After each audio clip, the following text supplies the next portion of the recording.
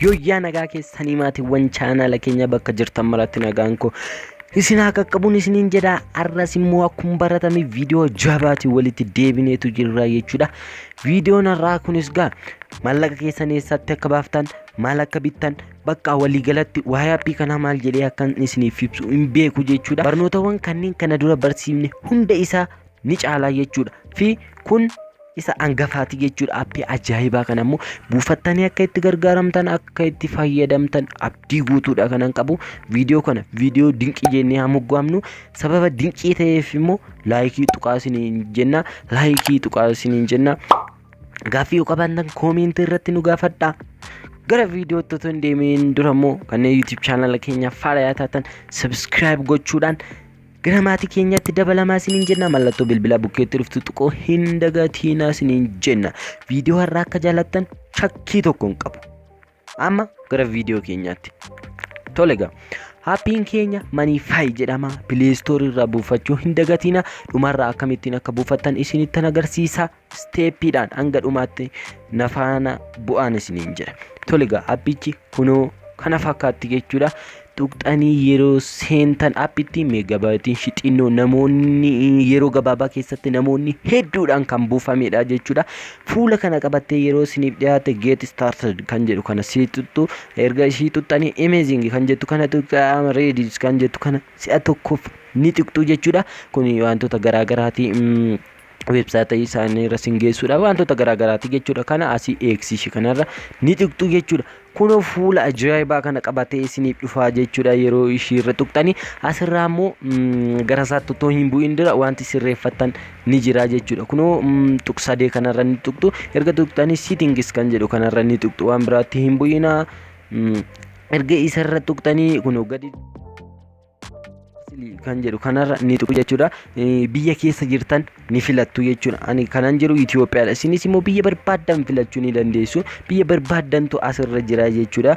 Kun biyyoota bakka mulu biyyoota addunyaa kana hundadha jechuudha. Ani Itoophiyaa waan jiruuf kun as keessa Itoophiyaa irra nan kaawwadha jechuudha. Yoon dhabeellee asirratti kunoo sarchii by name kan jedhu kanarratti maqaa barreessuu nan danda'a jechuudha. Kunoo Itoophiyaan bir naan jedhee ergan isa filadhee sin kan biyya jirtanii Saawudii soo jiraattan, Qaatarii soo jiraattan, Joordaanii soo jiraattan, Ameerikaa soo jiraattan, iddoo barbaaddanoo jirtan kan biyya keessan iddoo biyya jirtaniiti kan guuttanii jechuudha. Kunoo gaappiin kun fuula kana qabattee yeroo isiniif dhiyaatetti wantoota garaagaraa irraa tajaajiltu jechuudha. Kunoo asirratti Itoophiyaan birrii jedha. Itoophiyaan birrii 00 jedha. Inni kun birrii galii keessanidha. Inni kun immoo ammam akka itti baaftanidha jechuudha. Aappiin kun irra caalaan kan sin fayyadu galii keessanii fi bahiin keessan yookaan immoo amma sin baasaa ooltan wal faana ammam akka deemaa jirudha jechuudha. Birrii keessan galchuu yookaan immoo amma isiniif gale beekuudha. Galchuudhaaf kun icom kan jedhu kanarra ni tuqxu jechuudha. Kana si'a tokkoof birrii isiniif gale yookaan immoo birrii galchitan yookaan galii ta'e sana ni galchitu. Amma fakkeenyaaf 10,000 jedha. Kunoo 10,000 jedhee asirratti maal irraati hojii maal irraati bakka amma fakkeenyaaf maarkeettiin jedhaani kunoo maarkeet suuqiidhaan jechuudha. Kanaafuu maarkeettii erga isa tuqxanii choice character kan jedhu kanarra ni tuqxu. Eddasii salaries kan jedhu kanarra ni tuqxu jechuudha. Kunoo asirra erga tuqxanii kunoo galiin koo asirra naaf ta'ee jira jechuudha. Baalaansi naaf ta'ee jira jechuudha. Kunoo ammanadha jechuudha galiin koo. Amman baasee immoo kunoo asirratti galchuu nan danda'a jechuudha. Isa malee kunoo asirra makiinaadhaaf ammam akka kaffaltanii, shaaworiidhaaf ammam akka kaffaltanii, uffatoota wantoota garaagaraadhaaf, kwaasii ilaaluudhaaf, nyaataaf ammam akka kaffaltanii. Amma fakkeenyaaf kun amma inni mana fakkaatu kun kiraayii manaati. Ammamiin kaffale. Amma fakkeenyaaf kiraayii manaa 1,000 jedhamu. Kunoo 1,000 addaa'us kan jedhu kanarra ni tuqxu. Kiraayii manaati waan ta'eef rakkoon qabu. Kunoo 1,000 jechuudha. Birrii naafe kunoo asirratti 9,000 jedhee naa kaa'aa jechuudha.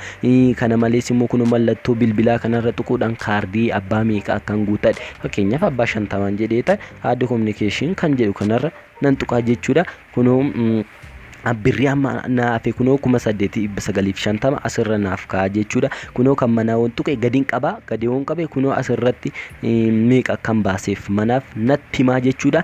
Aappii kana ani yeroon dura ilaalu oma mana waan namatti tolu wayii ittiin seene garuu yeroon fayyadamu keessa seene baay'ee tokkoon jaaladhe isinis immoo alaalatti argitanii jaalachuu dhiisuu dandeessu garuu itti fayyadamtanii jennaan appii kana akkasiin daran amman isinitti ol jaalattan abdii guutuun qabaachuu jechuudha wantoota asirra jiranii kunoo asirraas immoo kan guyyaa kunoo deey kan guyyaatti meeqa akka baastan weekiitti hunda isaa walitti qaban ol kan jedhu year kan waggaas kan ji'as hundayyuu asirra isiniif kaayetu jira jechuudha appii kana itti siqaati fayyadamaa akka jaalattan abdii guutuun qaba Play Store irraa buufachuun dagatina warroon achirraa hin argamne immoo description boxii jala isiniif hankaa kana malees immoo comment irra isiniif hankaa achi jala seentanii buufachuu hin dagatina isiniin jedha appiin irraa mooga akka baay'ee namatti toltuu fi akka nama gammachiiftu abdii guutuudha kanan qabu video kana akka jaalattan immoo shakkii tokkoon qabu kanaaf immoo like godha